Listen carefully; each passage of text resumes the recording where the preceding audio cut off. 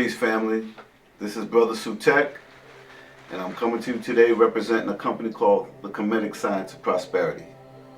I came before you a while back with a video where I said enough talk, it's time for some action. And I introduced you to this company called Comedic Science of Prosperity. Well, I'm here now to repeat that statement and give you the details to that plan of action. The plan is still the same as we had before, but with a few modifications. As we went along, we encountered some obstacles that we hadn't accounted for in our original concept. So we had to go back to the drawing board and discuss with our advisors and revamp the business model. The foundation is the same. The goals are the same. Only the exact route to those goals have changed a little bit. However, the premise is to develop a mechanism by which we as a community can pool our resources with the goal of taking control of the economics in our community and creating a financial institution that will support future financial growth. Realize, this is a fight of life and death. We, the everyday people, must step up to the plate and fight this fight.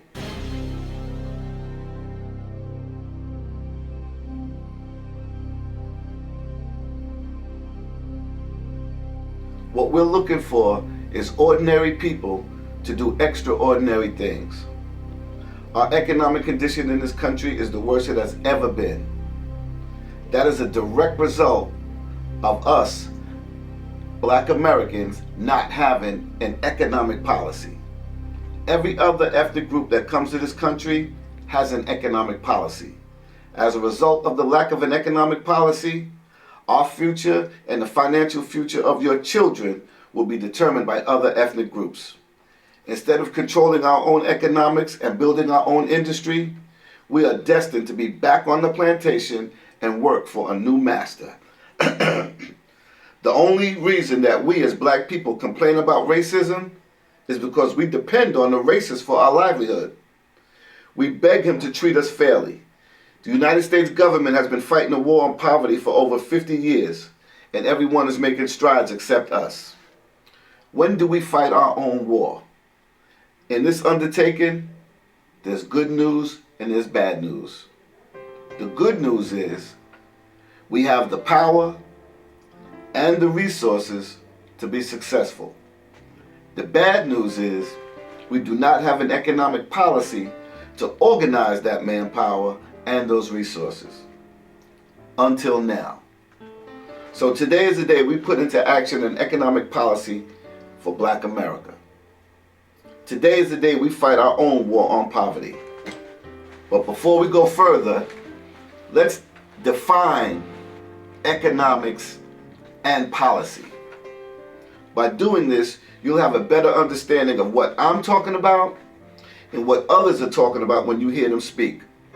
The words economic and policy have very specific meanings that we all need to understand. The definition of economics is the science of the manufacture, distribution, and consumption of goods and services and their management.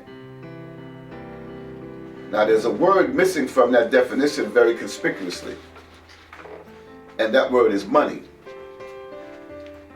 Money and economics are not synonymous. A lot of people think that. A lot of people think when you speak about economics, you're talking about money. And that's not the case. Money is a tool of economics. It's one of the many tools of economics. But there is a word in there that I think we need to take a little closer look at. And that word is science. Economics is a science.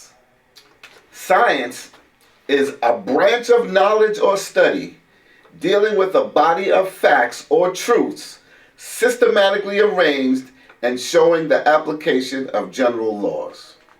That's the definition of science. So what they're saying there is that if you have a body of facts or truths and you arrange them systematically, it'll follow certain laws so that you can predict the outcome. You ever hear people say, oh, he has it down to a science? That what they're trying to say there is that he can repeat a certain act, formula, or whatever and come out with the same results every time. Now let's define policy. Policy is defined as a definite course of action or method selected to guide and determine present and future decisions. So now that we know the definition of these key words, we can extrapolate. Since economics is a science and it follows certain laws, and policy is a definite course of action, we can determine that our economic status in this country is the planned and predicted result of the economic policy of the government and the corporate system. And the major component of that policy as it relates to black people is to not let you control the economics in your community. What I'm going to do today is show you how they do it and how we counteract it. First, I want to tell you my inspiration for the plan and its adjustments. The original idea was to build a website that would list black businesses from all over the world and would connect black merchants with black customers. That's still the plan. And as a member of the Comedic Science of Prosperity, you would get discounts on your purchases when you bought things through the website. As we did the research, that website was going to cost us a lot more than we had budgeted for. We had built one, but it didn't do exactly what we needed it to do. The site is going to cost us around $20,000 to $25,000 to build for it to be right and to accomplish the goals we wanted to accomplish. That's still part of the plan, but we had to make some adjustments. I was watching a program called Undercover Boss, and a lot of the businesses on the program were franchise businesses. And they all started with one simple store and grew to 100 to 400 stores with sales of $500 million to $1 billion. Now, none of these stores were rocket science. The businesses in the program were sandwich shops, hamburger joints, chicken joints, pizza joints, etc. I don't need to mention them because I'm sure right off the top of your head you know the names of them. They all started with one store and grew into multi-million-dollar organizations. They started with one successful operation and they cloned it. Now, I know there are a lot of you out there who are watching this and saying, that's the white man's system, that's the white man's money. They believe that the love of money is the root of all evil. I understand you, believe me, I do. I don't agree with you, but I understand why you think like that. Money has been such an oppressive force in our lives that we think that money is the enemy. We think money and the acquisition of it is the biggest mysteries for some people, but for others it's very easy. It seems that all the wealth is concentrated amongst a few, and that few will never relinquish any of it. Well, the truth about money is that it circulates. Like the current of a river, it passes along from one hand to the next. Unless money is moving or circulating, it's not doing anybody any good. Like you get up in the morning and go to work, money goes to work. How do you put money to work? By investing it. There's a big difference between a man that earns $100,000 a year from a job and a man that earns $100,000 a year in rental income from the $1 million in property that he owns. We as black people have some very wild misconceptions about money. Money has been used as an oppressive tool against us to the point that we think that's what it's for. Therefore, we despise it. Then consequently, we make up all excuses why we won't openly strive for it, and at the same time, criticize those that do, as if they're doing something wrong. All the while, we wish we had more of it. We have suffered in poverty for so long that we think that this is how it's supposed to be. Like the slave that's born into slavery, that's all he knows. We have believed that money is a white man's thing and that the black people are destined to be financially oppressed. There are those that think that if you desire to be wealthy, that you desire to be white, that somehow you support the evil empire of capitalism. Little do they realize that in all socioeconomic ideologies currently discussed, you're going to have haves and have-nots. The issue is, what do we do now?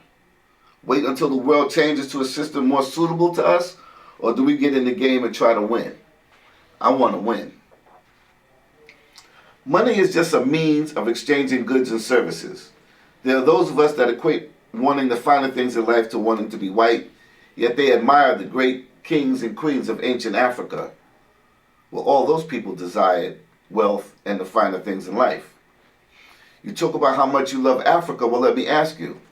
When the African comes to this country to earn a living and make money to send home to his family, is he trying to be white? When the Korean comes to this country and opens up businesses and earns a living, is he trying to be white?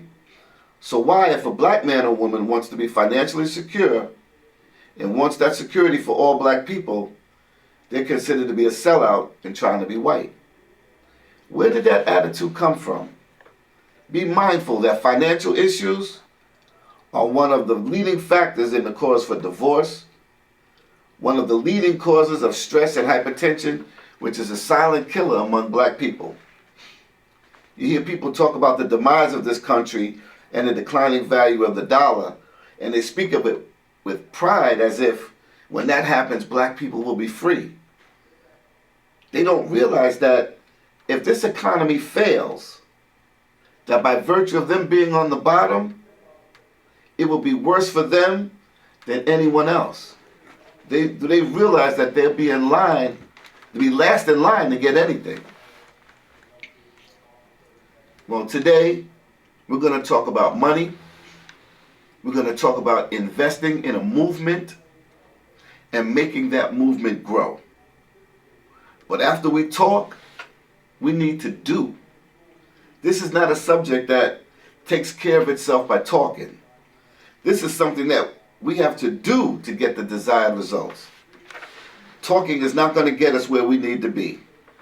I know this is not one of those sexy topics where you have two people going at it, comparing ideologies. That doesn't require any action from you. This does. I know that scares a lot of you because a lot of you are just a lot of talk. You look for distractions so you don't have to deal with real issues. So you want to argue if you're African or not. Should you say nigger or not? Is Jesus real or not? You want to discuss Africa and its conditions and what we should do over there. See, you can talk about that stuff and not do anything. You can't talk economics and not do anything. In my opinion, economics is the most important discussion we need to have right now. What we're going to see today should make all of you feel very uncomfortable, and truthfully, a lot of it should make you feel ashamed. But mostly, it should open your eyes as to what type of situation we are in as black people and the need to turn things around. I'm going to show you the handwriting on the wall, and I'm going to break it down for you, for those of you that can't understand it. First off, this is not a white man's system. This is the world financial system. Every country on this planet has its own currency. This is a global economy. Therefore, we need a global mentality, but at the same time, concentrate on our condition at home. Every country in Africa operates on this financial system. This system is based on competition, and we as black people in America are not competing. We need to learn the rules and get in the game, because right now, if this were a game of soccer, we'd be the ball, just being kicked around all over the place. I don't know about you, but I'm tired of being kicked around. We are spectators in the financial activities of the nation and the world economy. Since the beginning of time, as far back as any historian can account for, there has been trade. Trade amongst those in the community and trade with those outside the community has gone on since the beginning of time. We as Black Americans have dropped out of the system. We need to get back into the system. We study history with the best of them, but our study of history is flawed. We never discuss our history and include the financial or economic climate of the time period we're discussing. We talk about our history as if it happened in a vacuum, like nothing else that was going on at the time had any effect on our condition or the attitudes or decisions that we made at the time. I would think that the financial information has a direct bearing on the mindset and the decisions that people made. It was the economic condition of the white population in the South that made recruitment for the KKK so easy. The reason the white population of Tulsa, Oklahoma destroyed the Greenwood section of Tulsa, Oklahoma is that the white community was economically depressed and Greenwood was thriving economically. Why do you think wars are fought? What do you think the Moors were on the high seas for? Why do you think the African navigated the world? They did it to discover riches. Would it surprise you if I told you that Oklahoma had over 50 black towns that were self-sufficient, and there were twice as many more around the country? That at one point there were over 400 black-owned and operated banks in this country? That we had our own sports leagues, insurance companies? We'll argue religion, but we will not discuss our financial history or our financial future. Our conversations are dominated with how great we used to be and trying to figure out who we are as a people. But the moment someone brings up money, it gets quiet. And we try to get away from the conversation. We need to broaden our conversations. Nowadays, we need to be concerned with world economic conditions. The reality is, it is the world economy that has the greatest impact on our lives as individuals and as a group. But yet, this is a subject we totally ignore. No wonder we struggle so hard economically, and as a result, we allow foreigners to come into our community, set up businesses, and extract all the wealth, because we don't know what the hell is going on. Dr. Claude Anderson says that we need to take a close look at the immigration policies of this country, because as immigrants come here, they're going to land in our communities, compete for jobs with us, open stores and businesses in our community. If you studied world economics, you'd know where the next wave of immigration was coming from, and you could prepare. These people come to this country for economic reasons and economic reasons alone. This project is not for everyone, but it involves everyone. Those of us that know must take care of those that don't know. It's not enough for me to just look out for myself. That's what we've been doing for the past 70 years, looking out for ourselves. What if Malcolm just looked out for himself? What if Marcus Garvey just looked out for himself? What if Khalid Muhammad just looked out for himself? Where would we be? What if Amos Wilson just looked out for himself? Amos Wilson wrote a book, one of many, called Blueprint for Black Power. Everything we need is in that book. How many of you even cracked the spine of that book or flipped through the pages? Maybe what they say is true. If you want to hide something from a black person, where do you put it? In a book. What about our current scholars that are trying to wake us up? Professor James Smalls, Professor Hiawatha Kaba, Dr. Claude Anderson. Where would we be if they just looked out for themselves? In worse trouble than we are now, I guarantee you. The average man and woman has got to get involved. If you feel any gratitude to the Harriet Tubmans, the Nat Turners, the Frederick Douglasses, the Marcus Garveys that are known and unknown, because there are a lot of unknown heroes that sacrificed and died for you, then it is incumbent upon you that you take what I'm going to tell you here today very seriously. What we have a tendency to do is if someone comes with something, an idea, and it doesn't work the first time out, we have a tendency to abandon it. Instead of fixing it, we throw it away.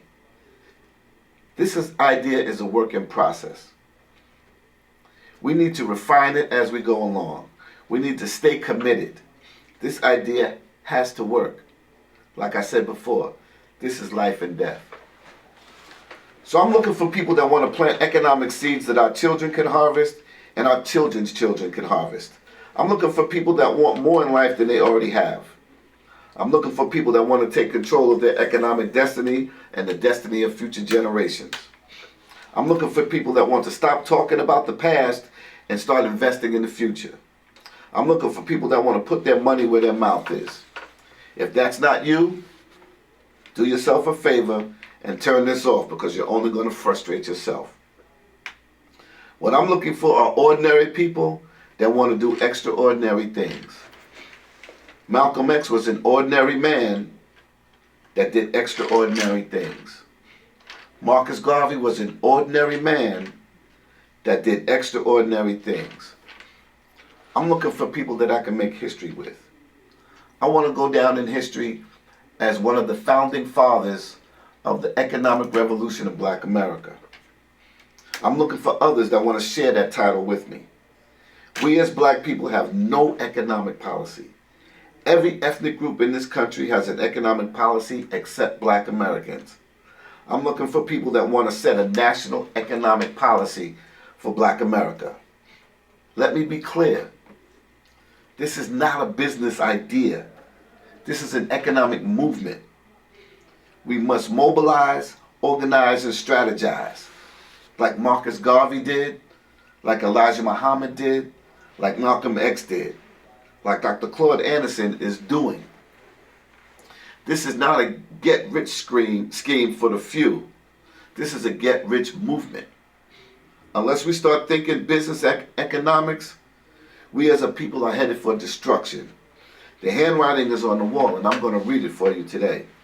Because like I said earlier, this is life and death. We are looking for ordinary people who want to do extraordinary things. No more excuses, no more blaming, no more spookiness, no more waiting on Jesus. Funny thing, people want to say, Jesus will take care of it. Well, the Bible says, God helps those that help themselves. I don't care what God you believe in.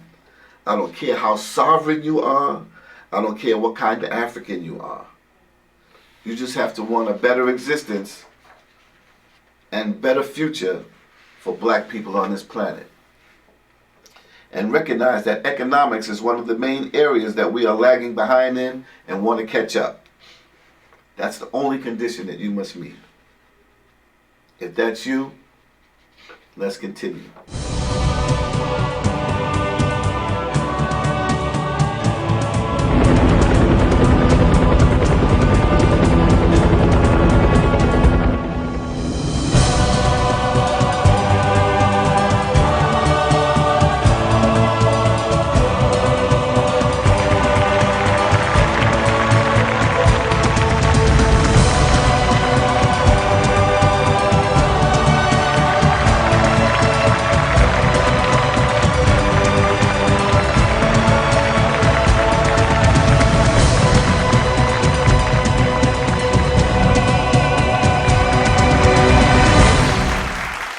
Talk about money and resources really misdirected. The most important resource we have is not money. Who knows what that resource is? If you said our children, then you're correct. They are our seeds. They are our investment in the future. If we don't plant economic seeds today that our children can harvest tomorrow, then what we're doing is preparing them for a life of servitude. Let me show you some very alarming statistics. This graphic was published in the Source magazine in 2012. These stats have a direct correlation to our lack of an economic policy. Okay, this graph as I said, was published in the Source magazine in 2012. And the title of it is, Are Our Children Being Pushed into Prison? And you see the two sides of the graph here. It says from school to prison. It says students of color face harsher discipline and are more likely to be pushed out of school than whites. 40% of students expelled from U.S. schools each year are black. 70% of students involved in in-school arrests or referred to law enforcement are black or Latino. Black students are 3.5 times more likely to be suspended from school than whites. Black and Latino students are twice as likely not to graduate high school as whites. 68% of all males in state and federal prison do not have a high school diploma. Now, a lot of times they like to lump black and Latino together. But as the graph will show you a little bit lower in the page, blacks are 2 times as likely to face these conditions as Latinos are. The other side of the graph shows from foster care to prison, because we know a lot of our children end up in foster care because the state steps in to a lot of our families when the mother slips up or she can't take care of the children and doesn't have the family support. State comes in and takes the child, puts them in the foster care system. It says from foster care to prison. Youth of color are more likely than whites to be placed in foster care system, a breeding ground for the criminal justice system. It says 50% of children in the foster care system are black or Latino. 30% of the foster care youth entering the juvenile justice system are placement-related or behavioral cases. 25% of people leaving the foster care will be incarcerated within a few years after turning 18. 50% of the young people leaving foster care will be unemployed a few years after turning 18. Now here's a stat that's like crazy. It says 70% of the inmates in California State Prison are former foster care youth. It is no secret that in the communities that we live, the quality of education of our children is substandard. And as a result, the path that they will take in life has been made very clear by this graphic. I don't have to go into detail about this, but remember what I said earlier. Your economic condition in this country is the result of a planned and predetermined economic policy. This graph that I just showed you is a part of the economic policy of this country. These stats are not a recent phenomenon. The questions are, why have none of our leaders addressed them with a concrete plan to solve this problem? You see, the cycle is when education decreases, employment opportunities decrease. When employment opportunities decrease, crime increases. As crime increases, incarceration increases. Now, once you've been incarcerated, your employment opportunities decrease, which in turn leads you back to crime. See the cycle? That's why they say our penal system is a revolving door. Inmates leave, but a very high percentage of them go right back. That's because there's no economic process for them to fall back on. This is a direct result of our lack of an economic policy as black people. Let me show you this employment or unemployment graph. This says black unemployment.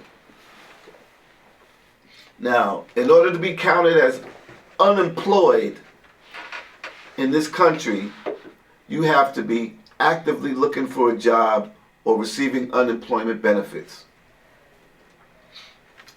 So, you see the turquoise line on the bottom, the light blue line on the bottom that goes up to 10.3%, that's all of America in 2010. In the year, it goes from 2000, the graph goes from 2000 to 2010 on the bottom, and vertically, it goes from 0% to 25%. So you got percentage going vertical and you got years going horizontal. In the year 2000, United States unemployed population was below 5%. In 2010, the unemployment rate for the nation as a whole is 10.3%. And if you remember, that's around when Obama came in office and they were giving him hell about these unemployment numbers, but these were numbers that he inherited from the Bush administration based on their economic policy. You see, the light purple line is black women. The unemployment rate for black women is 12.9% in 2010. Black people as a whole, black men and black women together, had an unemployment rate of 16.8%. Black men had an unemployment rate of 21.2%, more than double the unemployment rate of the nation as a whole, and 10 percentage points higher than that of black women. Now, a lot of times they'll say, yeah, well, the black man is lazy, he don't want to get a job, he's not looking for a job, he doesn't want to work. No, that's not true. These unemployment numbers are the result of the economic policy of this government and of the corporate system in this country. That's planned and predicted.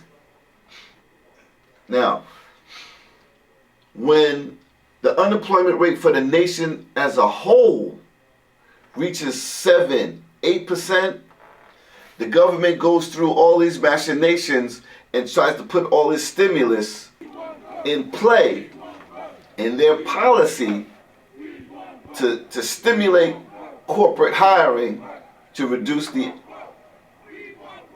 unemployment numbers. But black men as a whole are 21.2%. What is the government trying to do to reduce the unemployment numbers for black men? Absolutely nothing. You look at these numbers, and this graph says 2010. There was an article in the March 4th New York Daily News where they said that blacks and Latinos, they always like to lump us together when they're giving you statistics, so you don't feel like you by yourself.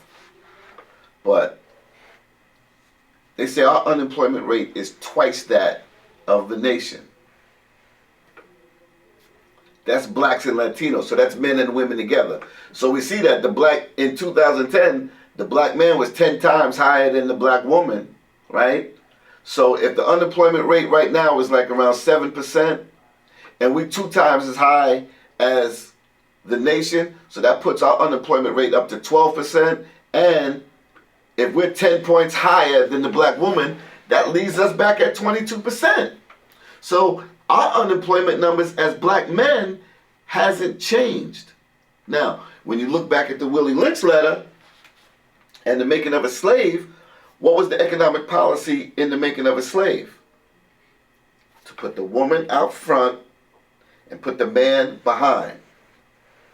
That's been the economic policy of this country in 1712, and it's the same economic policy as it is today. Now, like I said, Those numbers, those unemployment numbers, include people who are looking for work or are collecting unemployment benefits. You have a lot of black people that just have given up on looking for work.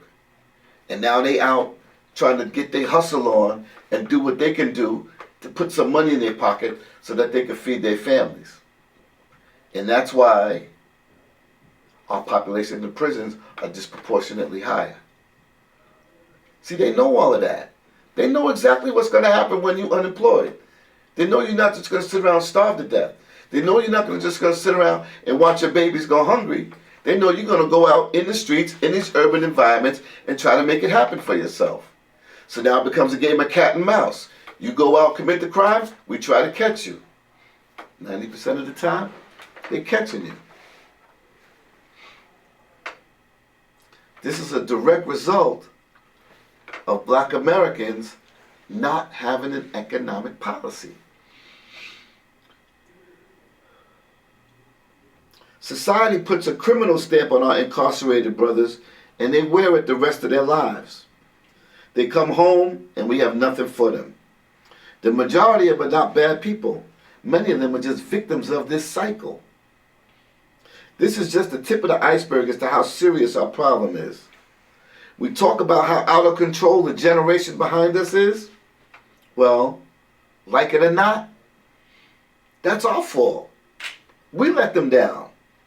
We did not leave them anything to work with. We did not create an environment that allowed them to thrive.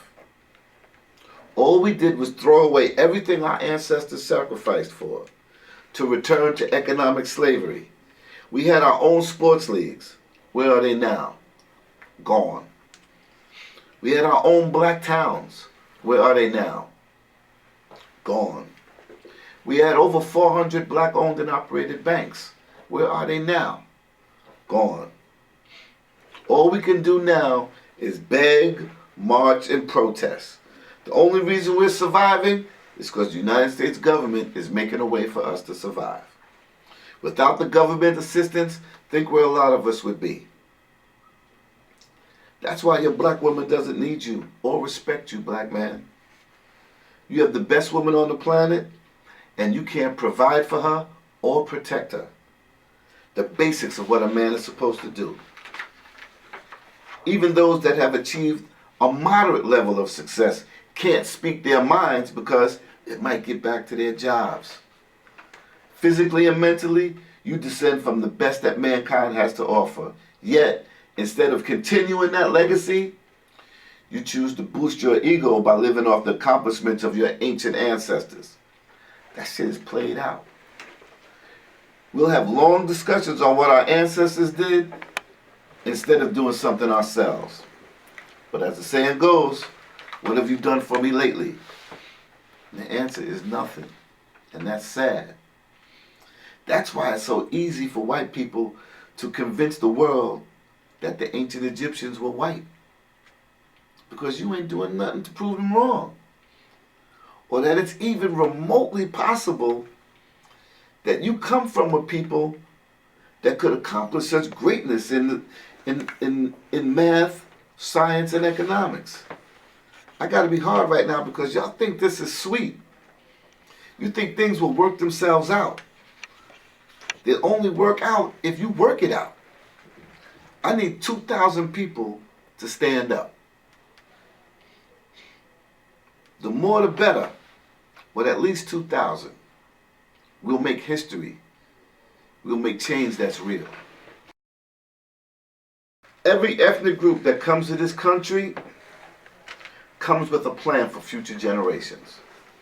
I'm going to read you some articles from a essay that a gentleman by the name of Robert Weems wrote.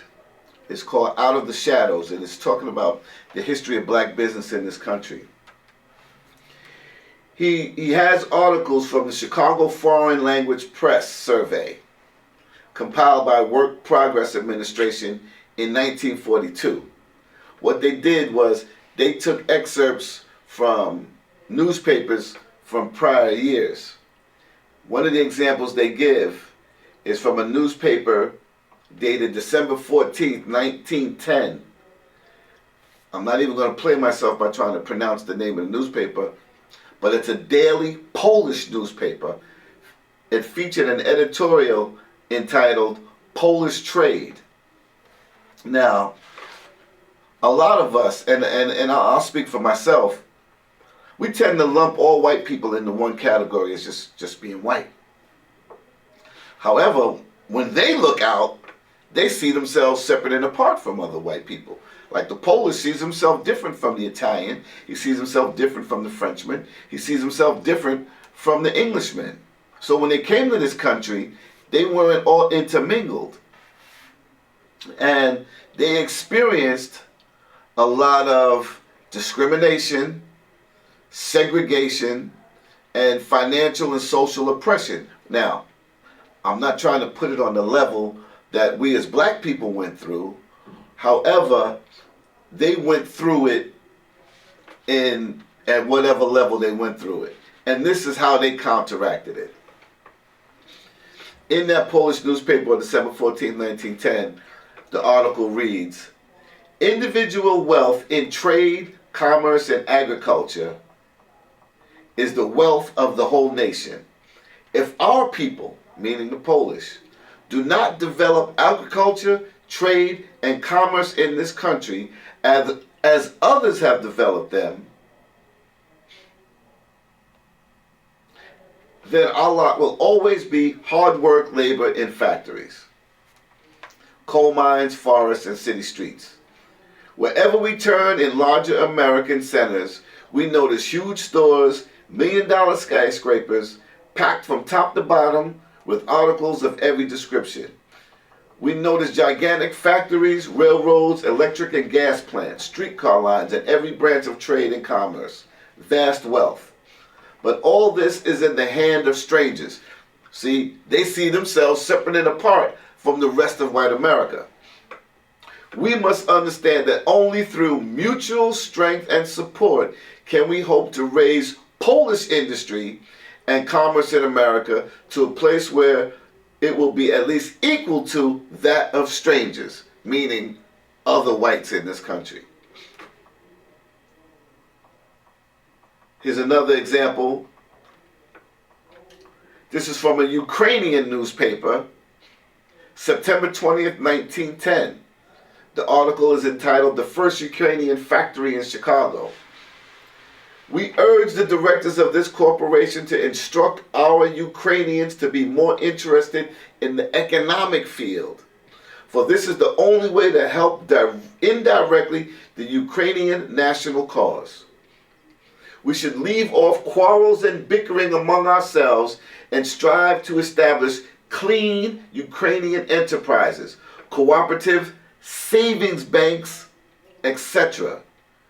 When we are stronger economically and industrially, should any of us return to his native country, these enterprises could be left in the hands of our countrymen and not into hands of outsiders." These are Ukrainians, white people, coming to this country, realizing that the only way to succeed is to control the economics of their community. I'll give you one more example. This is December 19th, 1932. A weekly Slovak newspaper featured an article entitled "Patronize the Stores of Your Countrymen." The slogan is well known to us. However, we do not act accordingly. There are many reasons why we should patronize the stores of our Slovak people. Give preference to them and not to strangers who will not come to your aid in time of need. These people may be your enemies. We can look at this matter from a variety of different angles, but there should never be any doubt as to the decision to patronize the business establishments of our own people. Our patronage helps their businesses to grow, and consequently, our ideals become reality. There was a time in this country when we had that attitude. There was a time when black people had that attitude where we need to support our own business. And the reason we had that attitude is because we couldn't do business with white people. Segregation forced us to be self-sufficient. Black Americans have no plan for future generations until now. The Kemetic Science of Prosperity has a plan for future generations. This is not our plan. This is the plan of our greats. They laid the groundwork. They gave us the concepts. All we did was fill in the details. This is what Malcolm, Marcus, Amos were talking about. Until we take control of the economics in our communities, everything we try to do as a people will fail. Until we take some type of control of the $1 trillion buying power that Black America wields, everything we try to do will fail. The political system will fail us, the social system will fail us, and the educational system will all fail us. We have to compete economically if we're going to have any chance at securing a future for our children that is not determined by other ethnic groups. You see how they treat us now. The Chinese, the Koreans, the Arabs, they don't respect you. They just want your money. If you don't believe me, maybe you'll believe some of our greats. Right now I'm going to show you some clips for some videos of some of our ancestors who spoke on this subject.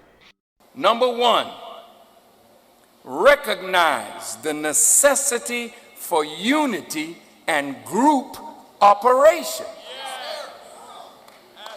Do you understand that if we can work together as a group in unity, we will be more successful, more powerful, more able to do the things that as individuals working by ourselves, we have never been able to do. Two, pool your resources physically as well as financially. Stop wanton criticism of everything that is black owned and operated.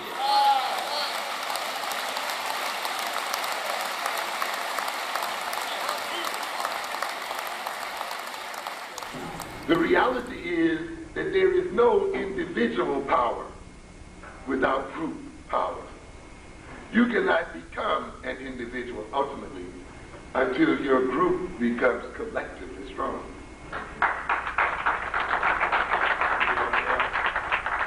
Black man in America for the past 400 years has been like a boy in the white man's house, begging the white man for a job, for food, clothing, and shelter. And then after the white man provides him with all of these things, he turns around and has the nerve to get angry at the white man when the white man tries to control his life.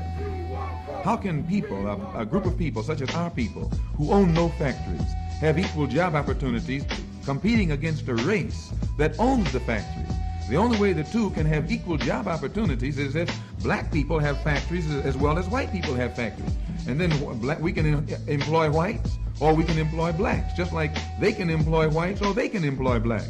But as long as the factories are in the hands of the whites, the housing is in the hands of the whites, the school system is in the hands of the whites, you have a situation where the blacks are constantly begging the whites, can they use this or can they use that? That's not any kind of equality of opportunity, nor does it lend toward one's dignity. What does a black man look like begging for a cup of coffee in a white restaurant and doesn't have a job to back up to pay for it when he does get the coffee? It's putting the cart before the horse. Instead of the Negro leaders having the black man begging for a chance to dine in white restaurants, the Negro leader should be showing the black man how to do something to strengthen his own economy, to give himself an independent economy, or to provide job opportunities for himself. Not begging for a cup of coffee in a white man's restaurant. The American Negro collectively is richer than most nations of the world. We have an annual income of more than $30 billion a year, which is more than all of the exports of the United States and more than the national budget of Canada. Did you know that? That's power right there if we know how to prove it. We should own and operate and control the economy of our community. We have to become involved in a program of re-education to educate our people into the importance of knowing that when you spend your dollar out of the community in which you live, the community in which you spend your money becomes richer and richer. The community out of which you take your money becomes poorer and poorer. And because these Negroes who have been misled, misguided, are breaking their necks to take their money and spend it with the man. The man is becoming richer and richer, and you're becoming poorer and poorer. And then what happens? The community in which you live becomes a slum. It becomes a ghetto. The conditions become run down. And then you have the audacity to complain about poor housing in a rundown community. Why, you run it down yourself when you take your dollar out. We've got to strengthen black institutions. I call upon you to take your money out of the banks downtown and deposit your money in Tri-State Bank. We are telling you to follow what we are doing. Put your money there. You have 6 or 7 black insurance companies here. Take out your insurance there. Now, these are some practical things that we can do. We begin the process of building a great economic base. We've got to give ourselves to this struggle until the end. We've got to see it through. So our people not only have to be re-educated to the importance of supporting black business, but the black man himself has to be made aware of the importance of going into business. And once you and I go into business, we own and operate at least the businesses in our community. What we will be doing is developing a situation wherein we will actually be able to create employment for the people in the community. The black man must unite in one grand racial hierarchy, making a racial empire upon which the sun shall never set. Be black, buy black, think black, and I'll also take care of itself.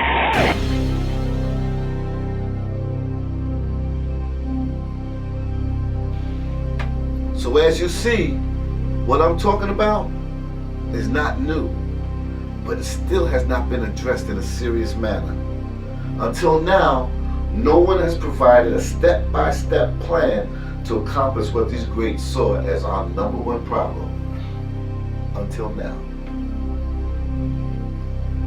Right now, I want to talk to those that realize how desperate our situation is and how imperative it is that we do something and want a plan that we can carry out.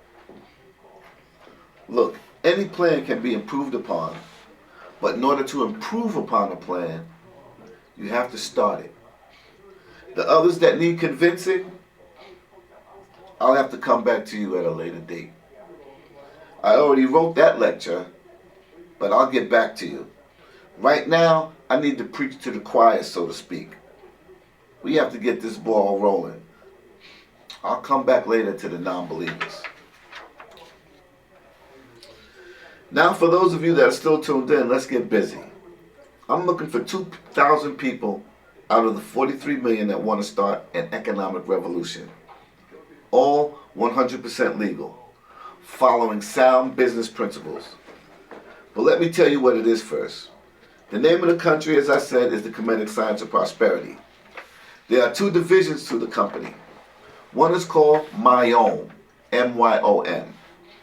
It's an acronym for Master Your Own Mind. We will be promoting a series of self-help seminars teaching you to master your own mind, to harness the power of thought, because we believe that thought is the beginning of the creative process. We contend that your life is an exact recreation of your most dominant thoughts. And once you master that, you can be the masters of your life.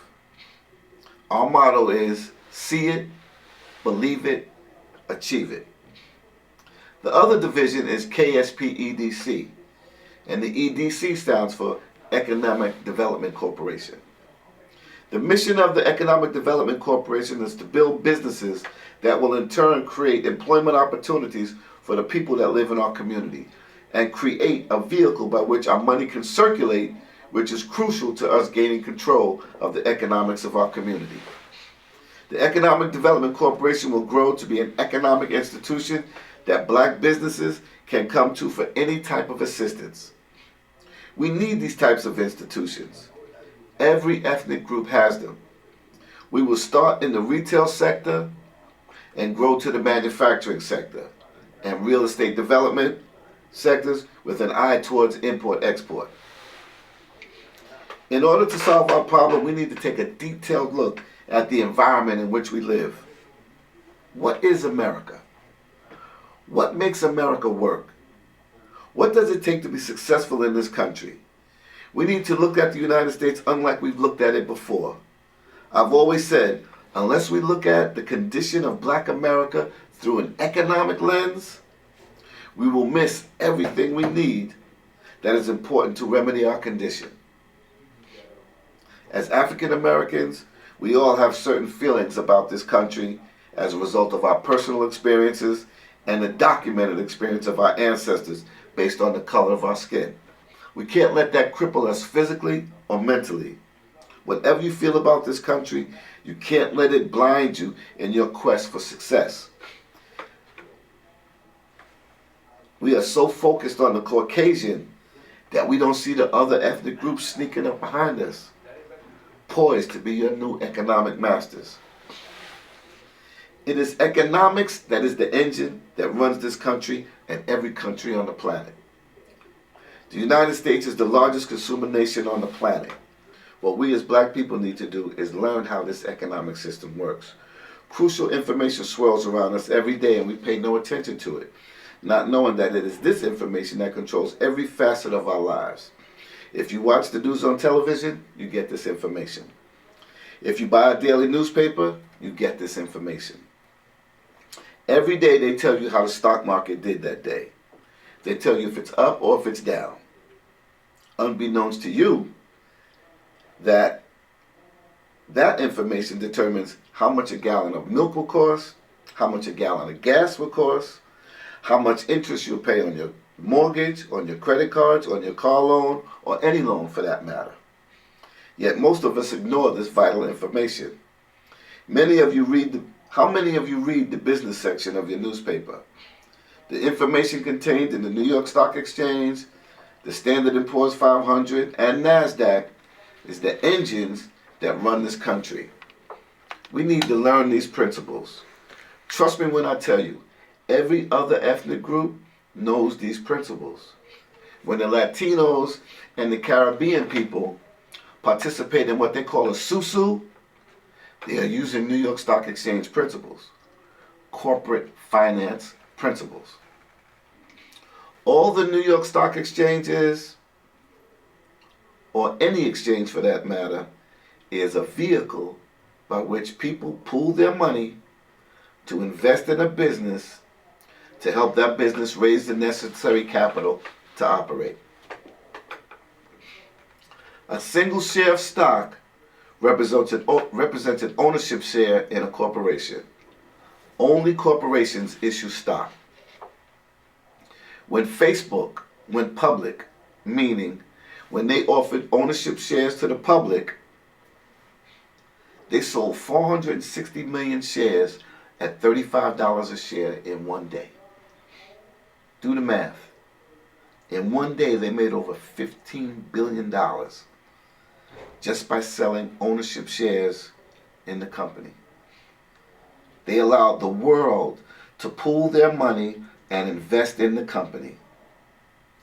As I said, this is not a white man's system. This is the world financial system.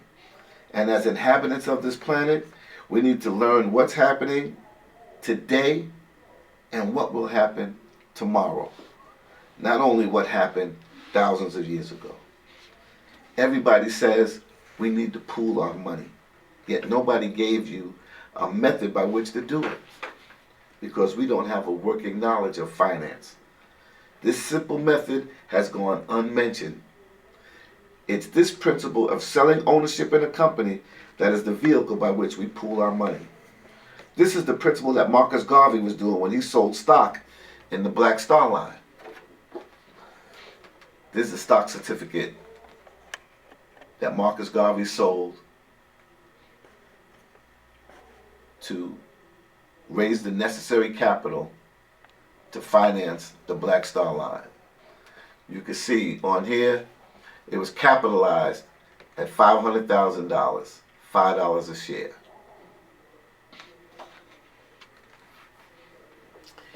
He made investors part owners, while at the same time creating a vehicle for the community to pool their money to create economic opportunity.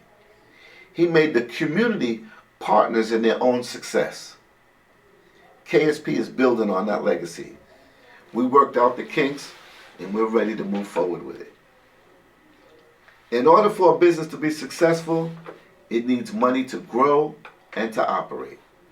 Most black-owned businesses are started without enough money to keep the business going in the startup stages. Most businesses are started by people with a good business idea, but are not good at running a business. The rule of thumb is that most startup businesses do not turn a profit until year 5. So if a business can last 5 years, then it has a good chance of survival. But it needs money to survive for those 5 years. Let me paint you a picture. How many of you are aware of the state of black-owned businesses in America? In 2012, there were 1.9 million black-owned firms in the United States. Sounds like a lot of businesses, right? Well, only 6% had more than one employee. Meaning, of the 1.9 million, 1.8 million only had one employee. Less than 1% of them had revenue over $1 million. The top 15 of these black-owned businesses represented 57% of the revenue and 61% of the employees. Now I said the top 15 companies, not the top 15% of the 1.9 million. The top 15 of the 1.9 million represented 57% of the revenue and 61% of the employees. If you need to rewind the tape, do that, because this is very crucial. The most crucial point of the whole presentation. This is one of the parts that should make you feel ashamed and uncomfortable.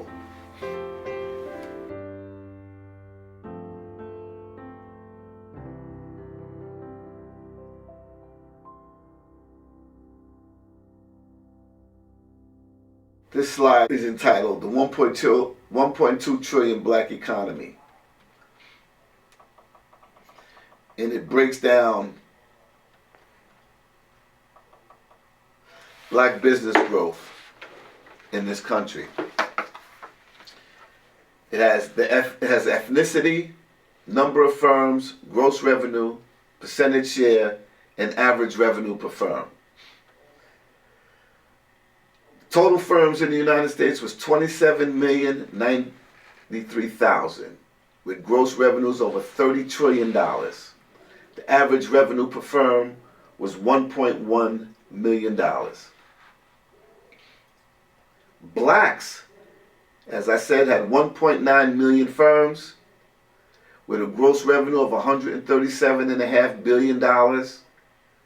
Their share of the total revenue is 0.4%, and the average revenue per firm, $71,500.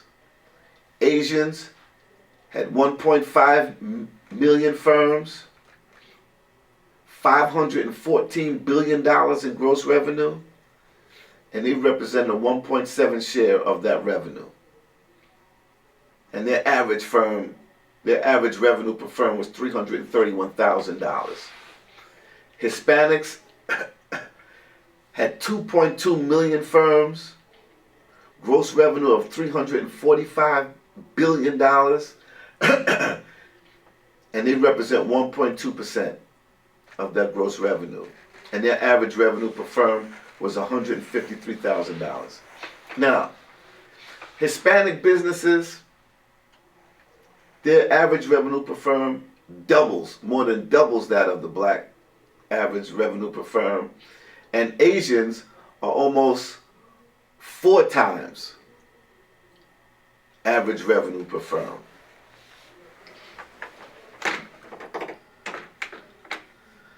Like I said, this is one of those things that should make you feel uncomfortable and ashamed. Now do you understand why other ethnic groups come to this country for economic reasons and economic reasons only and look at you like you ain't shit? Now do you understand that when the African comes to this country, he's not trying to link up with you to do business? The 43 million black population in the U.S. is larger than all but 6 African nations, and the buying power of 1.3 trillion of black America exceeds the gross domestic product of every African nation and many European nations as well. In this slide titled Largest African Nations and Their Economy, there's only 6 nations with a larger population in Africa than there are black people in the United States. And the gross domestic product is less of the highest country is less than half of the total buying power of black America. Now, gross domestic product is the sum total of all goods and services that a particular country has to offer. So that means that South Africa has the highest gross domestic product of all African nations. Black America can buy everything that South Africa has to sell twice. Can buy everything Nigeria has to sell twice. Can buy everything that Angola has to sell 10 times. Can buy everything Ethiopia has to sell 10 times. So, with all these people and all this money to spend, why are black-owned businesses doing so poorly in relation to other ethnic groups in this country? Well, if you understood economics and finance, you'd know that the answer is very simple. And that answer is access to capital. That's the answer. Black-owned businesses do not have the access to capital that other ethnic businesses enjoy. The main source of capital for any business is banks. Banks don't usually loan money to start-up businesses. They normally will loan money to businesses that have a track record of earnings. This is how banks make money. They take your deposits and loan the money out at a higher rate of interest than they pay you on your deposit. So if a bank pays you 4% on your savings account, they will loan the money out at, say, 10 or 12%. The problem is banks are not loaning money to black-owned businesses. The ironic part is you are financing your own economic oppression. This is another part that should make you feel real uncomfortable and ashamed, maybe even stupid. This graph, banking and access to capital. Now, the source of this information is this publication called The Economic State of Black New York. And it's put out by brothers from a church organization. And the chief researcher is a Reverend Dennis A. Dillon. Research editor is Reverend Yolanda D. Brown. And editor is Karen Cox. They put this publication out every year for New York. However, there's a lot of information in here that compares New York to the rest of the nation. This graph comes from that publication, and what this does, it lists the 10 largest banks in New York. You see, Chase Manhattan Bank has total New York assets of $1.63 trillion. And if you go across the page, you see estimated annual black consumer deposits. Black people in New York have $19.5 billion deposited in Chase Manhattan Bank in New York, which represent 23% of their deposits. Citibank has 1.2 trillion New York assets, and black people have deposited in Citibank $14.7 billion. Bank of America has total New York assets of 1.5 trillion and have $8.2 billion of black deposits. TD Bank has 7.5 billion of black deposits. HSBC Bank has 5.8 billion in black deposits. I'm gonna skip down to Sovereign Bank, has 1.4 billion in black deposits. Now TD Bank, HSBC, and Sovereign Bank, you know what countries those banks come from? Well, TD Bank is a Canadian bank. HSBC, you know what HSBC stands for? Stands for Hong Kong Singapore Banking Corporation. Sovereign Bank is a Spanish bank. So, when you put your money into HSBC, who do you think they're trying to generate revenue for? And who do you think they invest in that money with? What communities do you think they invest in that money? They're not investing it in the black community. And I'm going to show you this next graph. Chase Manhattan Bank.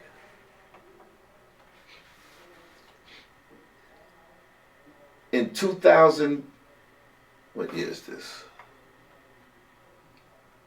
In 2011, they had the New York branch, the New York Chase Manhattan Bank.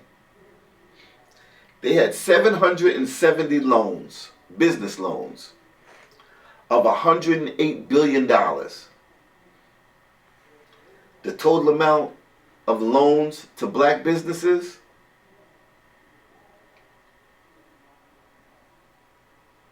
was 22 loans. Of the 770, they gave out 22 loans to black businesses for a total of $2 million. Let me go back. Black people have $19.5 billion deposited in Chase Manhattan Bank. And to black businesses, they loaned out $2 million. Let's go down here to HSBC. Black people have $5.8 billion deposited in HSBC Bank in New York. And they made 3 loans to black businesses for $375,000. Now that should make you feel real stupid.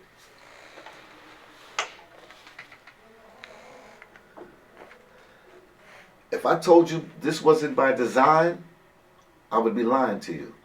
Because remember what I told you. The major part of the economic policy is to keep you from controlling the economics in your community. And how do they do that?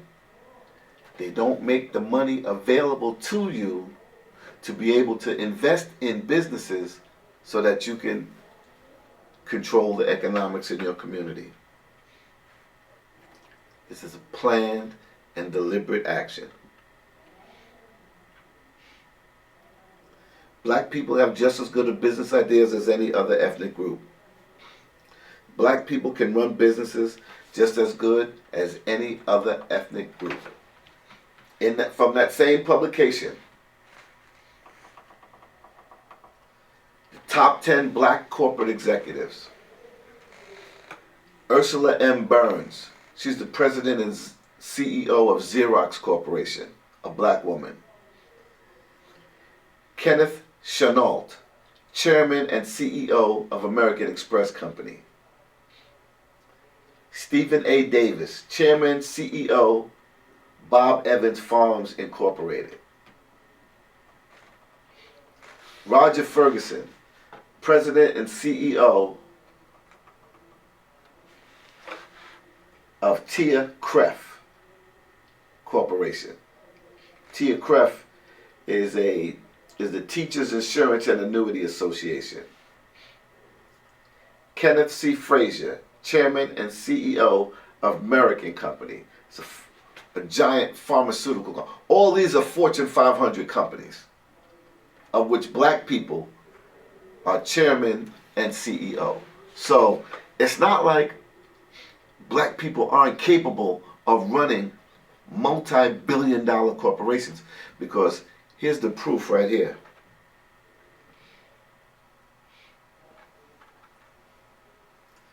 Back in the early 1900s, there were several black owned and operated banks. As a result, you had many black Wall Streets. Contrary to popular opinion, Tulsa, Oklahoma was not the only black Wall Street. As a matter of fact, it was not the first. Durham, North Carolina was considered by many as the first black Wall Street. There were many black towns throughout the country where black people were in charge of their own communities. Our money circulated enough that we were able to be self-sufficient. Once the integration movement started, there was an accompanying attack on the black people's image of themselves and their ability to provide for themselves. There was a documentary done called Ethnic Notions, and it showed how the media attacked the black image, making you look buffoonery. This slide here is Amos and Andy, 1944. Step and Fetch It. The cartoons that our children used to watch showed us with animal-like features, all in an attempt to destroy our self-image, all in an attempt to make us seem like we're not as good as white people. Because remember, and this all happened like in the 1930s, 1940s, right after the Great Depression. Because see, what happened after the Great Depression, 1929, white people realized, look, a lot of these dollars in the hands of black people are not circulating through our system. So they wanted to get control of the black dollar. Because like I said, we had over 400 black-owned banks. Those black banks was investing that money in the black community. That's why we had so many black towns around this country. After the Great Depression, when a lot of the banks failed, the government came in and bailed out a lot of the white banks, but they didn't give any assistance to the black banks. Black people felt like, well, you know what? These black banks failed. I lost my money. I'm not putting my money back in these black banks. White people had faith in their system. 1933, the government created a company called the FDIC, which is the Federal Deposit Insurance Corporation, where it was when you put your money in that bank, it was insurance on your deposit. Just in case the bank collapsed, your money was insured up to a certain dollar amount.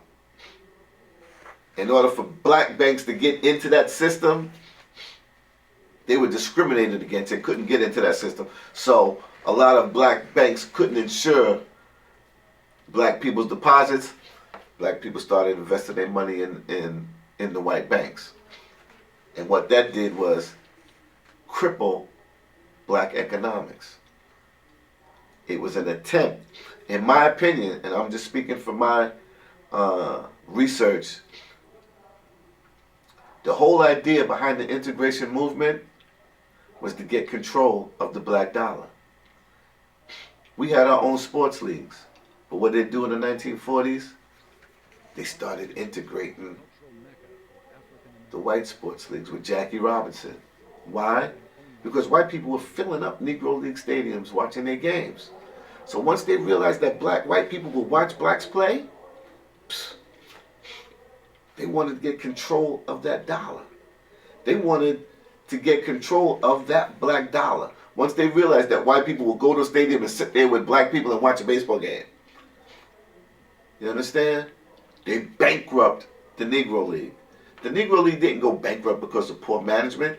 They went bankrupt because psychologically they convinced you that the white boys was playing better than you. You understand? And they called themselves the major leagues, and they made you fight a fight to integrate with them. when it was their plan to bring you in, from the get-go. Why? It's a business decision. I always said bad things don't happen to black people because they're black. They happen to black people because it's a good business decision for somebody else. Integrating the major leagues with Jackie Robinson and then bringing other black players in, that was a business decision. When colleges in the black schools, white people used to go to watch the kids play at the black colleges. Winston-Salem with Earl Monroe, Pee Wee Kirkland, the name of his school skips my mind right now, but these black college stadiums was being filled up with white people coming to see these black kids play. Then slowly but surely, what they do? They started taking all the black talent out of the black schools, recruiting them into the white schools. Now our black schools are starving for money. Athletics brings in an enormous amount of money into these universities. Imagine if our best black talent went to these black schools and was winning the NCAA basketball championship every year. How much money would be coming into these universities? But because they can't compete with the money and the exposure, our children are going into these white schools. White schools are making all the money. Our black schools are suffering for dollars.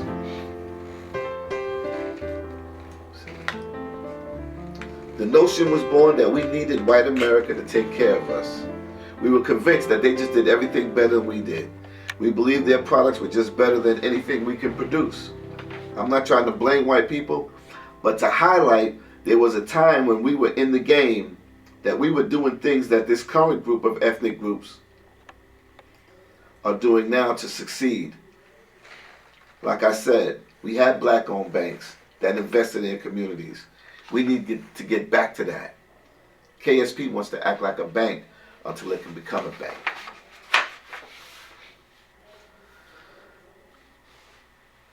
So when you see this graphic, you understand why black business numbers are the way they are. They don't have access to capital. These banks are loaning your deposits to the Arab, the Asian, and Caucasian merchants to open up and grow businesses in your community with your money. These businesses that the other ethnic groups are opening up, they don't care one bit about you. They don't respect you. They sell you inferior products and charge you top dollar, and they won't hire you to work in their establishments. They're just there to take your money out and put nothing back.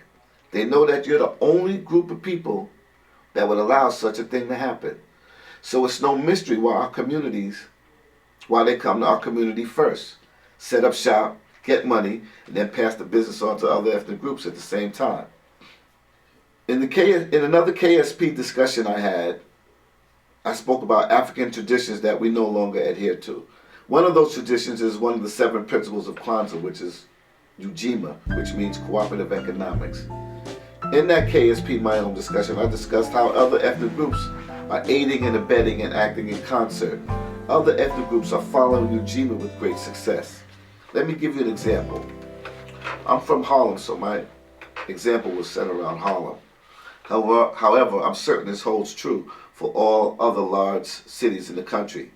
I want to bring to mind the corner delis that operate in our communities today.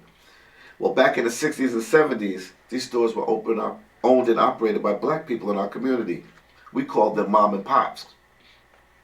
When mom and pop reached the age where they could retire as a result of the civil rights movement, there were no family member ready to take over the business. In came the Korean. It seemed like in the 80s, Koreans bought every mom and pop grocery store in Harlem. Now, these people didn't seem like people of wealth. So how did they have access to capital, buy and operate these businesses? I've come to find out they practiced Ujima. A Korean friend of mine gave me some insight into how this was accomplished. He said that while in Korea, maybe 10 or so families would get together, save and pool their money, and with the help of U.S. government aid programs, which are available to black people, we just don't know about them, send one family to the United States to buy a store. After that store was operational, they would continue to pool their money, and with the profits from the store they bought, they would help, After that store was operational, they would continue to pool their money, and with the profits from that store and the help of the U.S. government, they would buy another store and send another family over.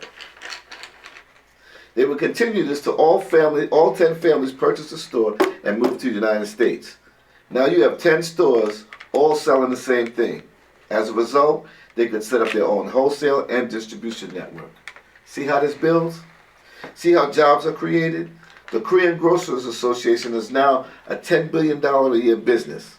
Now the Korean is operating the same types of businesses in Midtown Manhattan and has sold the stores in Harlem to the Arabs. With the proliferation of Korean businesses in New York, if you go to 32nd Street and 6th Avenue, it's called Little Korea. In Midtown Manhattan, some of the most expensive real estate in the city, you see nothing but Korean-owned businesses. You also see several Korean-owned banks. How is it that they can do it, but black people who have a vested interest in their community don't seem to desire to own and control the economics of their own community? That's the mystery. But let's do the math for a moment, just so you know what type of money we're talking about. On the surface, these hole-in-the-wall delis, it doesn't seem like much to talk about. Take Lenox Avenue in Harlem as an example. Between 126th Street and 137th Street, there are 13 corner grocery stores. Each store averages approximately $3,000 a day. Sounds like a lot, but remember, these stores stay open 24 hours a day. That's $605 transactions or $310 transactions. You break it down like that, it's very doable in a 24-hour period. So 13 stores times $3,000, that's $39,000 a day. That's $273,000 a week. That's already 3 times the average black business does in a year. That's $1,092,000 a month, or $13 million a year. Now that's not all profit. Say half is profit. That's $6 million divided by 13 stores, or $450,000 profit a year per store, and that's after salaries. That's $13 million that does not circulate in that 10-block community. Mind you, that's just 10 blocks. Lenox Avenue goes from 110th Street to 145th Street. So keep in mind, that's just one avenue. There are 13 avenues in Harlem. You can finish the math if you like. Just know we're talking an enormous amount of money.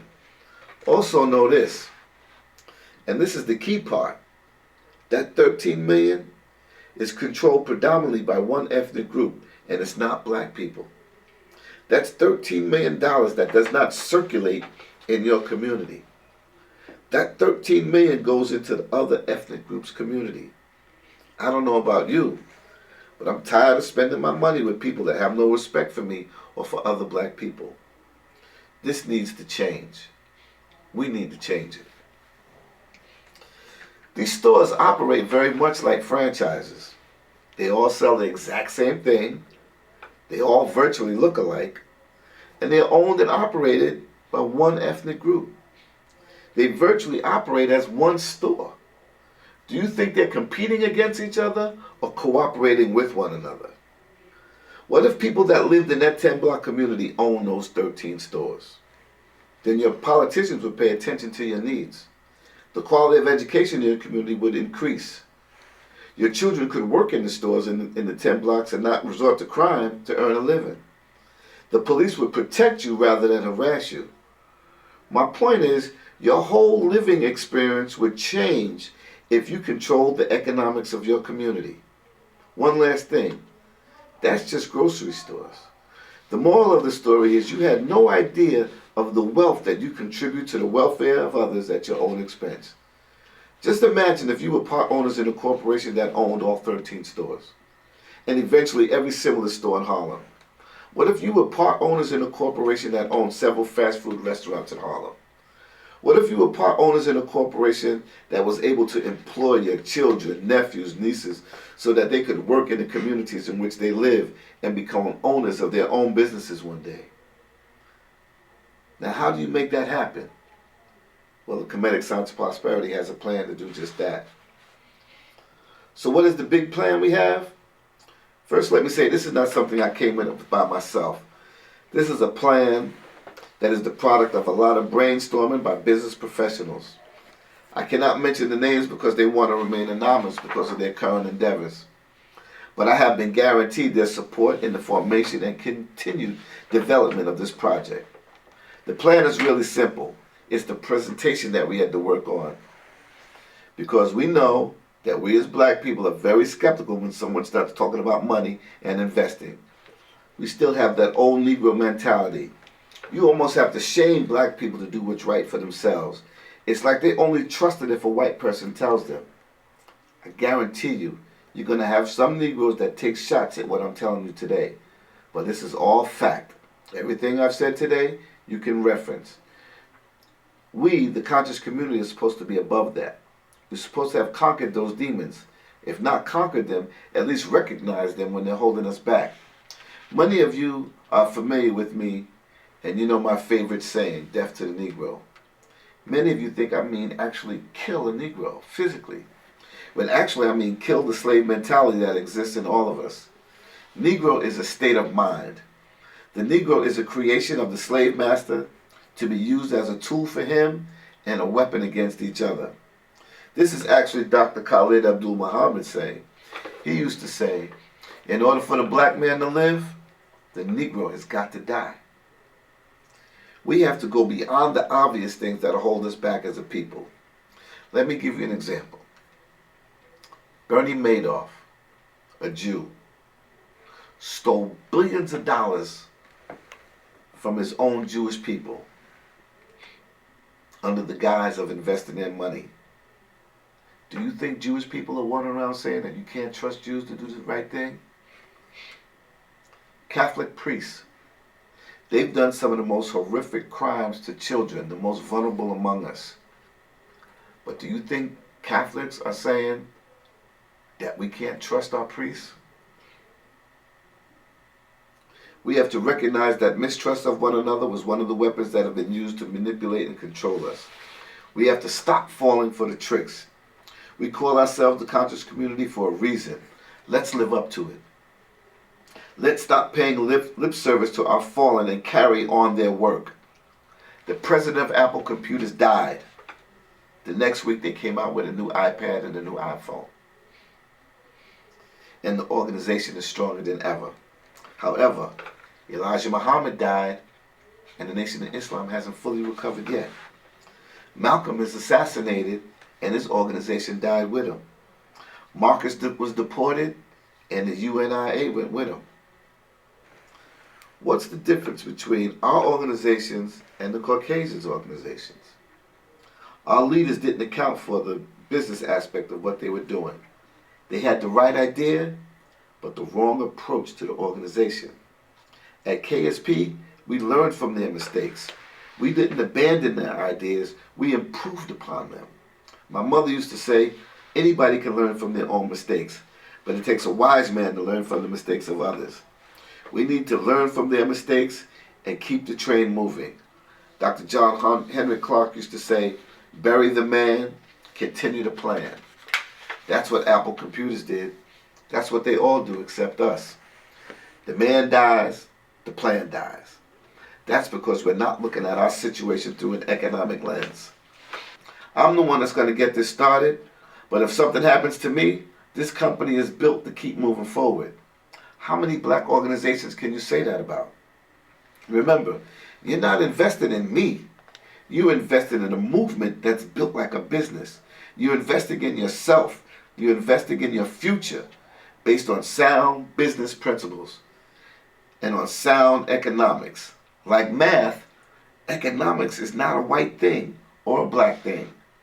It's science, and we need to learn and practice that science. So the business principles I described earlier are the principles we want to apply here. Under any other business presentation circumstances, I could just propose the business plan, show you how you make money, and that would be it. This is different. This is not a business for a few of us to make money. This is a statement we're making. This is the start of us as black people regaining our dignity and the start of an economic revolution. It's going to be a fight, but this is a fight we need to have. This is a fight that we can win.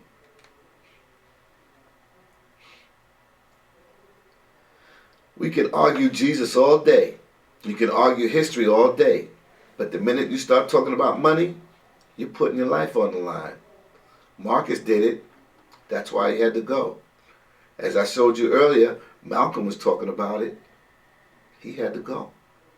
I believe in this, so I'll take the chance because I know that the way we're set up, the way this business is set up, that once we get it started, no matter what happens to me, they can't stop it. Based on what I showed you earlier, other ethnic groups are poised to be your new economic masters. They will be the economic masters of your children and your children's children if we don't do something, not now, but right now. Contrary to popular opinion, your consciousness is not measured on how much history you can recite, but on how much you're willing to sacrifice to make sure that our negative history doesn't repeat itself. Your commitment to consciousness will be determined by how you choose to kill the Negro within. If you choose a slow and painful death, then you're not committed. This Negro is resourceful. He's not stupid. You cannot let him linger. He's got to die. And with his death, the black man and woman will be born.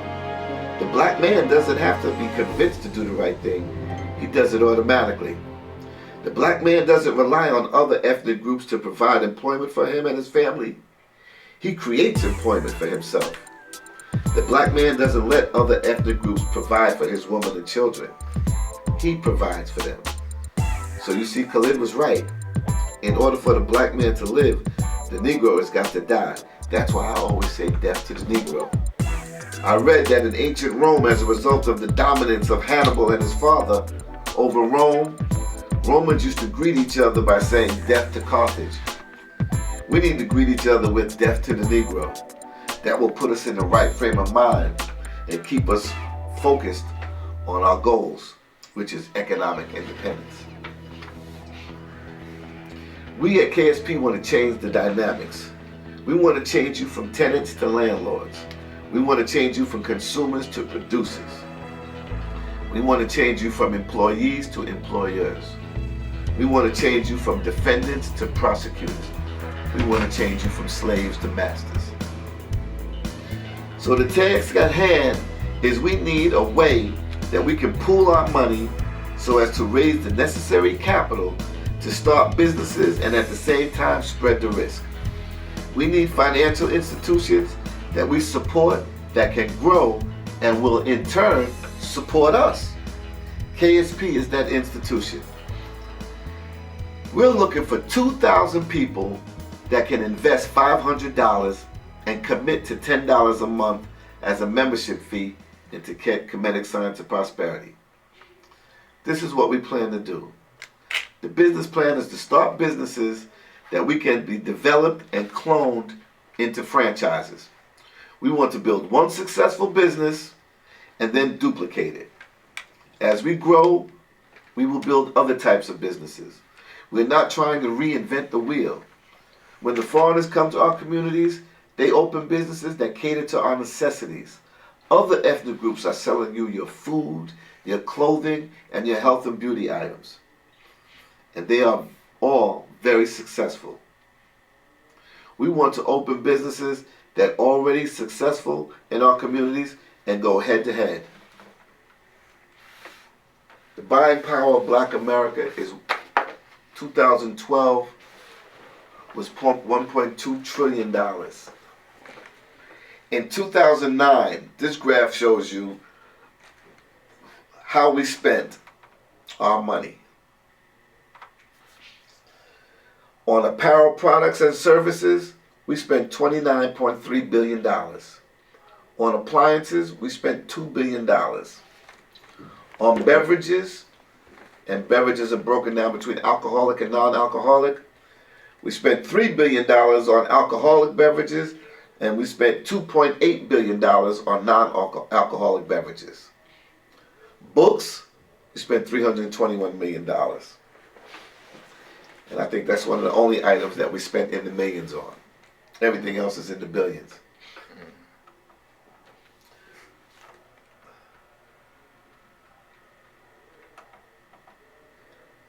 Cars and trucks, new and used, we spent $29 billion. Computers, we spent $3.6 billion. Consumer electronics, we spent $6.1 billion. Contributions, meaning money that we gave away, money that we donated, $17.3 billion. When I spoke to you earlier about black-owned and operated banks in this country, I said we had over 400 black-owned and operated banks in the 1920s and 1930s. Well, today we have 44 black-owned and operated banks, and they have a total assets of $6 billion. There's 106 owned and operated Hispanic banks, and they have total assets of $106 billion. In the graph I showed you earlier, black people have deposits in Chase Manhattan Bank in just New York alone of $19 billion. So we got 3 times as many dollars deposited in Chase Manhattan Bank in New York as all the black-owned banks in this country have in total assets together. This is ridiculous. We give away more money in contributions, $17.3 billion. Almost 3 times as much we give away as we have deposited in black-owned banks. It's ridiculous. It's crazy. There's no way. And see, when other ethnic groups come to this country, they see this information because they study you. You got organizations that study you. This is the Nielsen Corporation. And the title of this report that they do every year is The State of the African American Consumer. And the statistics that they break down and that they follow you on is mind-boggling. They know who makes the decision in your house for every product that they sell. They know your educational level. Listen, people are studying. This company studies all ethnic groups. And that's why I'm saying the United States is the largest consumer nation in the world. Every country wants to sell their products here. So they study you. So every ethnic group that comes to this country, they know where you spend your money. So when these other ethnic groups come to the country and they open up businesses here, they know exactly what businesses to go in because they know how you spend your money. And I'm going to show you. Food. We spend $65 billion on food. Healthcare, we spend $23 billion. Personal and professional, personal care products and services, $7 billion. You know, that's more than most of the nations in Africa. We spend more on health and beauty care than most African nations' gross domestic product. Telephone services, $18 billion.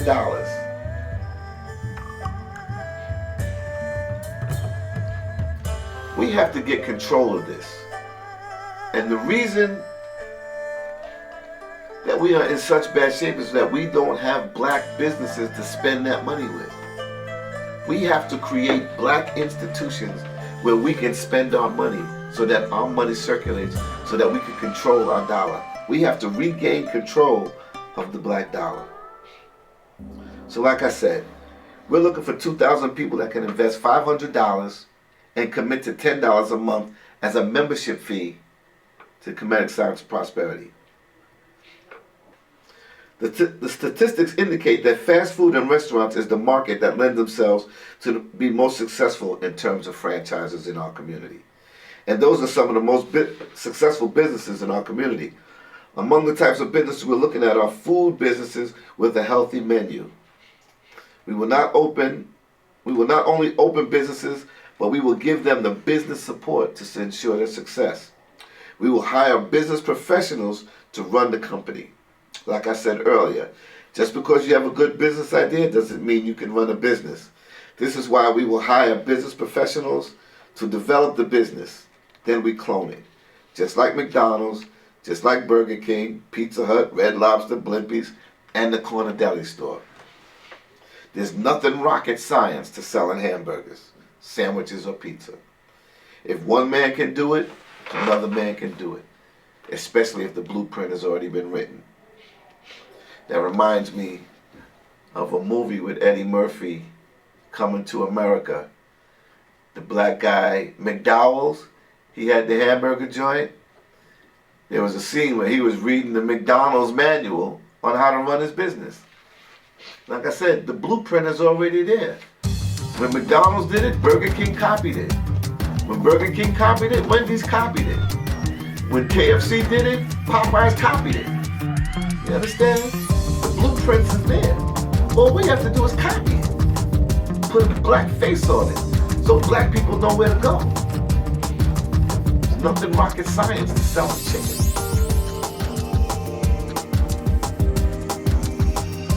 I think I made my case into why we need to do this. But if you don't want to do it for yourself, do it for your children. Your child is our link to the future.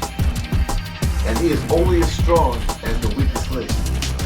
We need to start thinking of the future 5, 10, 15, 20, 100 years from now.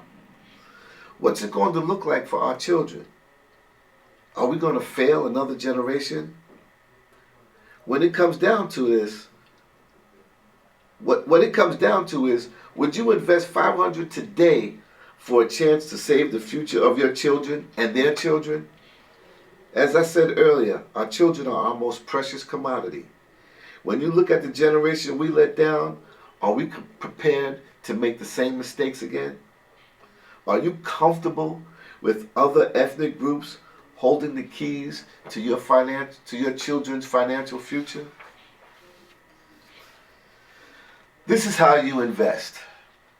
We set up a funding program, an online funding program with Indiegogo.com called the 500 Club. This is done to give you peace of mind and also protection. By using this third party, there's an independent third party that will be proof of your investment along with our business records until you get your stock certificates. Yeah, I said stock certificates. Your $500 investment,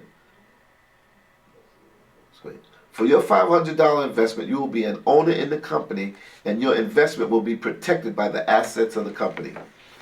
As the business grows, so does the value of your $500 investment. In addition to the $500 investment, we're asking that you commit to $10 a month as a membership fee to KSP. As a member of KSP, your benefits will grow as the company grows. Look, all I'm trying to do is carry on a legacy. I know I can't do it by myself. If I could do it by myself, I would do it. I wouldn't be here running my mouth. You'd wake up tomorrow and all the businesses in your community would be run and owned by black people. But it's not going to happen like that. I know that's what most of you are hoping for, but I need you. Your children need you to get involved. The operations of the business will be totally transparent to its investors. You will know what's going on every step of the way. Additionally, as stockholders, you will have voting rights in the operations of the business. We at KSP are trying to carry on a legacy. We feel you don't honor your fallen leaders by wearing a t-shirt, or you don't honor your fallen leaders by marching in a parade on their birthday. You honor your leaders by carrying on their vision and their work. That being said, how have we honored Malcolm? How have we honored Marcus Garvey? Malik Shulu Shabazz honored Dr. Khalid Muhammad by carrying on his work.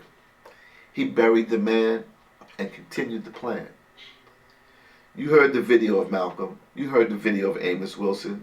And Marcus Garvey said the same thing. Claude Anderson is saying the same thing. Develop our own businesses. Take control of the economics of our community. When do we listen? What we're trying to do is not new. When Marcus Garvey needed money to start the Black Star Line, what did he do? He sold stock. That was the 1940s. And we haven't followed up on that strategy. It works for everybody else. It can work for us. This is the way we pool our money. This is the way the world pools their money. For years, the consensus is we need to pool our money in order to do this or to do that. But no one came forward with a method to accomplish the pooling. What I'm proposing, any one of our so-called current leaders could have come up with, but they haven't. Everything I'm proposing is 100% legal. It's the same method that every corporation uses to raise capital. I'm not claiming any special sovereignty laws or any special jurisdiction exemption. I'm going by the corporate laws of New York State and the United States government. We will pay all necessary taxes and fees. We will hire business professionals to run and advise the development of the company. Most people start business with the aim of supporting themselves and their families. I want to start this to support the future generations, to be the seed that is copied by other groups, the seed that starts an economic awareness in our children. It has to start somewhere. What I showed you earlier is the handwriting on the wall, and I believe I read it for you, and I broke it down for those that didn't get it. This is the only smart solution. We have to get the ball rolling. I guarantee you that once we show that we want to do this for ourselves, more people will get involved. We just have to take that leap of faith. They will jump on the bandwagon. The ordinary man and woman has to start it. Then your celebrities will get on board. So what I want you to do, if you have $500, or you have 4 friends with $100, or you have 50 friends with $10, I want you to go to Indiegogo.com, look for the 500 Club, and follow the instructions. If you don't have $500 and you want to be a member of Comedic Science and Prosperity, when we build the website, you will be getting benefits as a member of Comedic Science and Prosperity. You can send an email to ksp2012beyond@gmail.com. Again, that's ksp2012beyond@gmail.com, and type in the space, I want to be a member, and we'll send you out all the necessary information. Now, if you don't have $500 and you can't commit to $10 a month, but you want to show support for the movement, because like I said, this is not a business idea. This is an economic movement we're trying to start. You can show your support by purchasing a t-shirt. All the money goes to the same cause. If you go to Comedic Science and Prosperity.bigcartel.com, we have a t-shirt for sale. It's $25 plus shipping and handling, and you can show your support for the economic movement. By buying this t-shirt and wearing it, you will let people know that you are of an economic awareness and that you support and you're looking toward the future. The shirt, I'll describe the shirt for you. The shirt is the Ankh, which represents life. We got the black fist, which represents liberty, and we have a firm grip on our economics. So we call that shirt Life, Liberty, and the Pursuit of Happiness. And the motto of the company is See It, Believe It, Achieve It. At the top, and it has the Comedic Science and Prosperity logo at the bottom patch.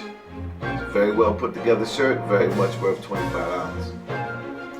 So again, if you have $500 that you can invest in the company, in the movement, go to Indiegogo.com, look for the 500 Club and follow the instructions. If you want to be a member of Comedic Science Prosperity, send an email to ksp2012beyond@gmail.com, and in the subject line just put "I want to be a member," and we'll send you out all the necessary information. If you can't do neither one, but you want to show some support for what we're trying to do, what we're trying to accomplish, and you can buy it one time, buy a t-shirt, buy several t-shirts. However, go to comedicscienceofprosperity.bigcartel.com. You can buy the t-shirt online. All funds will go to the same cause, trying to build this movement. If after seeing this you don't get involved, then you just admitted that you give up. You surrender. If you're not breaking piggy banks, digging in the sofa looking for loose change, picking up pennies in the street to raise that $500, calling your friends to scrape together $500, then the next time you get ready to complain about the condition of Black America, in the back of your mind, your black conscience will say, you need to shut up because you're part of the problem. Your Negro consciousness will say, don't listen to him, you're doing great. If you don't have the money to invest, but like what you heard, then pass this on to a friend. Post it on your Facebook, put it on your Twitter, post it on your Facebook. If you're on Twitter, post a link to my YouTube page. That's the end of my presentation. The next step is yours to make. Any question, I can be reached at ksp2012andbeyond.com. Thank you for your time and your patience. Hotep, death to the Negro.